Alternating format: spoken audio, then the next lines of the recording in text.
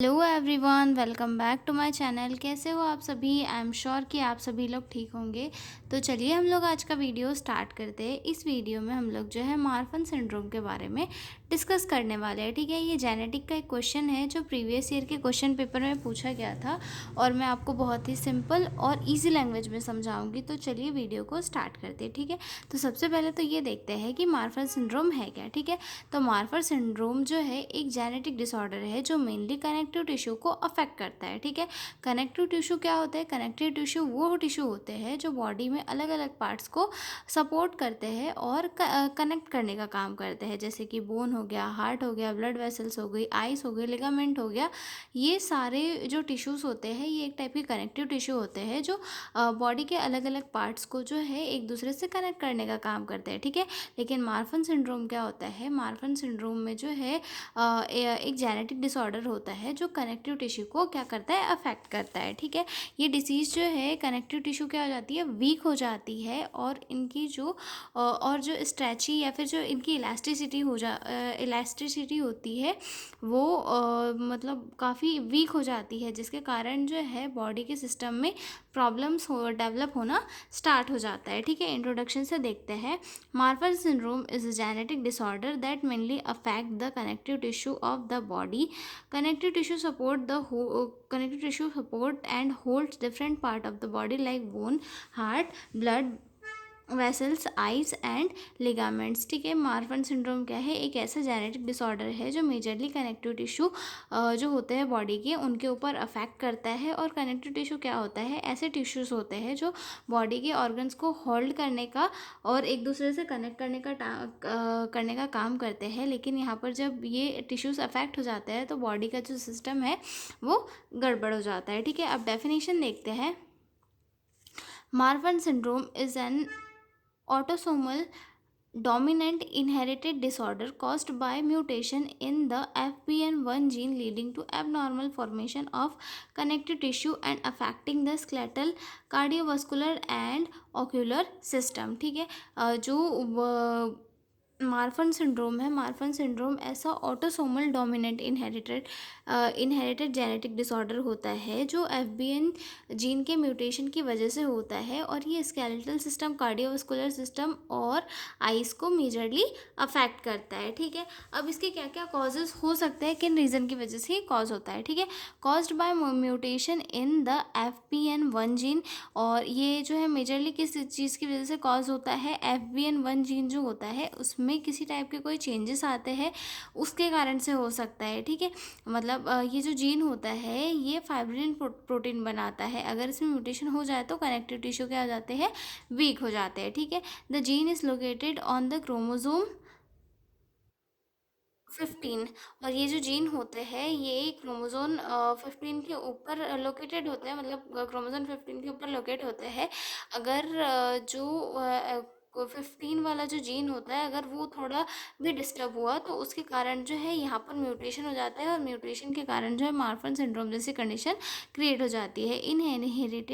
Inherited as autosomal dominant trait if one parent has this disease 50% chances passing to the child.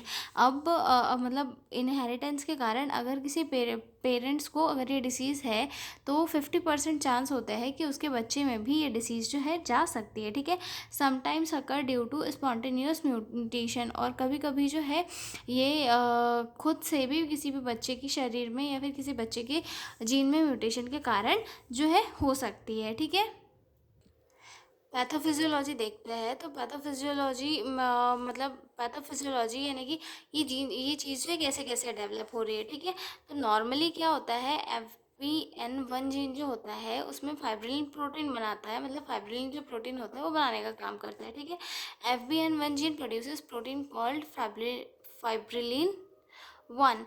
Fibrillin help in making strong connective tissue. और जो fibrillin होता है वो strong connective tissue बनाने में help करता है। ये एक टाइप का प्रोटीन होता है जो स्ट्रॉन्ग कनेक्टिव टिश्यू बनाने में हेल्प करता है। इन Marfan syndrome fibrillin is defective. और जो मार्फन सिंड्रोम होता है यहाँ पर किसी रीज़न की वजह से, किसी म्यूटेशन की वजह से जो फाइब्रिलिन प्रोटीन होता है वो डिफेक्टिव हो जाता है, जिसके कारण जो स्ट्रॉन्ग कनेक्टिव टिश्यूज़ बनने थे वो स्ट्रॉन्ग नहीं बन पाते हैं और ये काफ़ी वीक और और इलास्टिक हो जाते हैं, यानी कि इनमें हम बोल सकते हैं कि इनमें इलास्टिसिटी आ जाती है, जिसकी वजह से ये काफ़ी वीक हो जाते हैं। As result bone become long,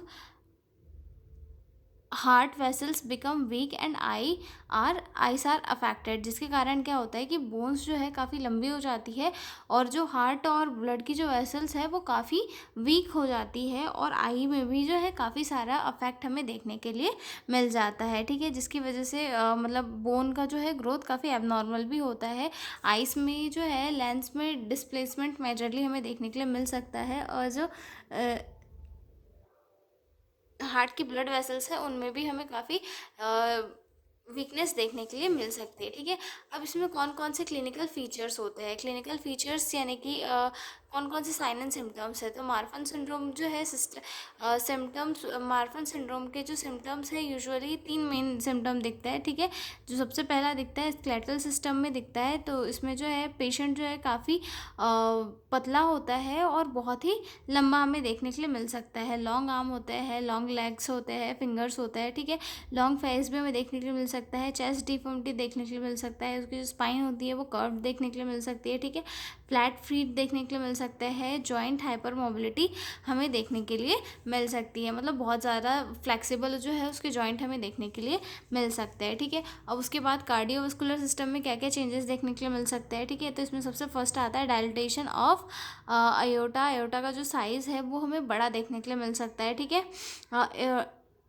erotic aneurysm हमें देखने के लिए मिल सकता है। ठीक है, एरोटिक डिसेक्शन हमें देखने के लिए मिल सकता है, मिट्रल वॉल प्रोलैप्स हमें देखने के लिए मिल सकता है, हार्ट मर्मर हमें देखने के लिए मिल सकता है। ठीक है, उसके बाद आइस में भी कुछ मेजर चेंजेस देखने के लिए मिल सकते हैं, जैसे कि ऑक्यूलर फीचर्स में जैसे कि लेंस डिसलोकेशन देखने के लिए मिल सकता है, मायोपिया, रेटिनल डी अटैचमेंट या फिर अर्ली कैटरेक्ट जैसे सिम्टम्स जो है हमें पेशेंट में देखने के लिए मिल सकते हैं। ठीक है, अदर फीचर्स यानी कि स्ट्रेच मार्क्स हमें देखने के लिए मिल सकते हैं पेशेंट के अंदर विदाउट वेट गेनिंग, मतलब पेशेंट का वेट भी नहीं बढ़ रहा है लेकिन उसके मतलब फिर भी जो है स्ट्रेच मार्क्स देखने के लिए मिल सकते हैं। और लंग प्रॉब्लम्स में न्यूमोथोरैक्स जैसी जो कंडीशन है, जैसे कि मतलब कि लंग कोलैप्स हो जाता है, तो वैसी कंडीशन हमें देखने के लिए मिल सकती है। ठीक है, अब उसके बाद अब इसमें हम डायग्नोस्टिक इवोल्यूशंस क्या क्या करेंगे। तो सबसे पहले तो आता है फैमिली हिस्ट्री लेना बहुत ज़रूरी होता है कि फैमिली में किसी को तो नहीं था। ठीक है, फिजिकल एग्जामिनेशन करेंगे,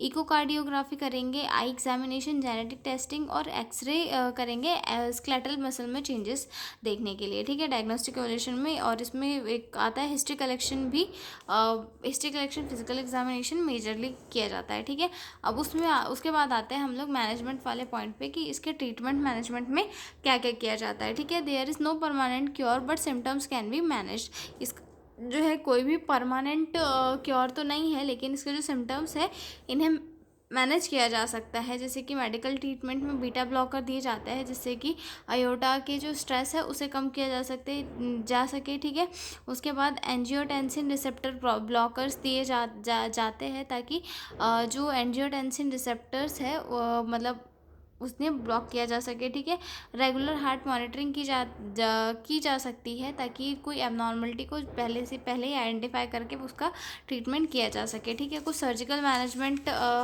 भी कर सकते हैं अगर प्रॉब्लम सीवियर हो तो, जैसे कि एरोटिक रिपेयर सर्जरी देखने के लिए मिल सकती है। ठीक है, हार्ट वॉल्व रिप्लेसमेंट अगर नीडेड है तो वहाँ पर हम कर सकते हैं। ठीक है, अदर मैनेजमेंट जैसे कि करेक्टिव ग्लासेस फॉर विज़न, मतलब विज़न को अगर डिस्टर्ब हो रहा है तो वहाँ पे ग्लासेस वगैरह की कर सकते हैं। ठीक है, orthopaedic treatment for spine deformity, और ऑर्थोपेडिक ट्रीटमेंट कर सकते हैं स्पाइन में अगर कोई डिफॉर्मिटी आ रही है तो। ठीक है, और पेशेंट को जो है अच्छे से समझाया जाता है कि आपको कोई भी जो है हैवी एक्सरसाइज को हमेशा अवॉइड करना है। ठीक है, अब इसमें आता है नर्सिंग मैनेजमेंट। नर्सिंग मैनेजमेंट में क्या क्या करेंगे, वाइटल साइन हमें मॉनिटर करना है, बीपी मॉनिटर करना है रेगुलर। ठीक है, और पेशेंट को जो है पेशेंट को हमेशा ये हमें एजुकेट करना है कि आपको कोई स्ट्रेस वाली एक्टिविटी को अवॉइड करना है और नॉर्मल एक्टिविटीज़ आपको करनी है। ठीक है, जेनेटिक काउंसलिंग के लिए हमें एडवाइस देनी है पेशेंट को। ठीक है, और रेगुलर फॉलोअप के लिए इंकरेज करना है, और इमोशनल और फिजिकल सपोर्ट हमें पेशेंट को और उनकी फैमिली को देना है। ठीक है,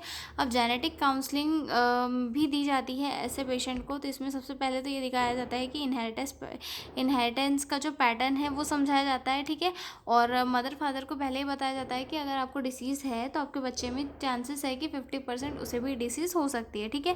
प्रीनेटल डायग्नोसिस पॉसिबल होती है, तो वहाँ पर उसका चीज़ को पहले ही देख लिया जाता है। और फैमिली स्क्रीनिंग जो है इसमें जो मेजरली रिकमेंडेड की जाती है कि मदर फादर को तो नहीं है, ताकि बच्चों में ना हो सके, ठीक है। तो ये हो चुका है हमारा क्वेश्चन कंप्लीट मार्फन सिंड्रोम वाला। अब हम मिलेंगे अगले वीडियो में एक नए क्वेश्चन के साथ। और अगर आपको पीडीएफ नोट्स की रिक्वायरमेंट हो तो डिस्क्रिप्शन में मेरा मेल दिया हुआ है, आप उस पर कॉन्टैक्ट करके पीडीएफ नोट्स ले सकते हो। तो मिलते हैं अगले वीडियो में, तब तक के लिए बाय बाय।